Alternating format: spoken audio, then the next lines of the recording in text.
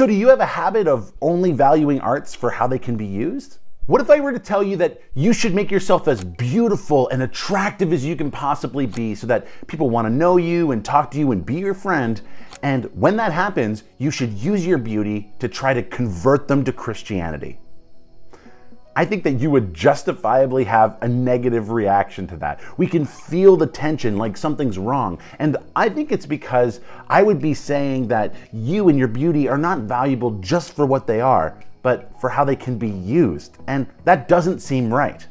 This weekend, I went to Renew Arts and Apologetics Conference, and it was a great conference. And when I was there, I heard from a variety of artists who expressed feeling that same tension that I just described, but about their art.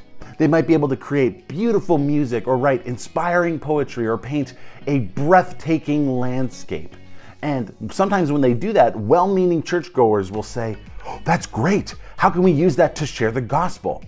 And let me explain, using art to share the gospel is not a bad thing at all. But sometimes what the artists can hear is, can you make something beautiful so that it can be used?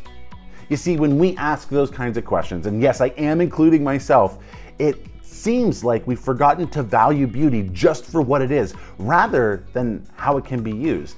Now, when I started Truth Snack, I knew I had to come to grips with the fact that someday I would look back on a video I made and I would cringe because I didn't like what I said or how I said it, or maybe I would think about it differently now than I did then. And about a year ago, I made a video on art, and even though I don't disagree with what I said in that video, looking back from now, I can see that I was just starting to think about these things and change my perspective on art. The Renew conference really helped me switch my perspective to seeing that art is worth doing just for its own sake.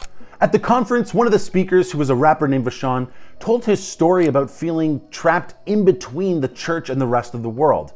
You see, everywhere else his music is too churchy, too Christian, too holy. But in the church, his rap isn't holy enough. And so he feels caught in between. But this is the thing, the arts definitely belong in church for this simple reason.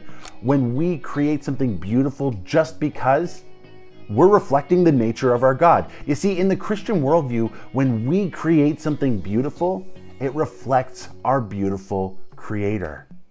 On this channel, we talk about worldview a lot, and that's because your worldview affects the entirety of how you live your life, including how you do and think about arts. So I think it's important for you to put together the building blocks of your worldview, and you can start that journey by clicking this video right here. It'll help you start thinking about your worldview on a deeper level. Okay, I'll see you over there.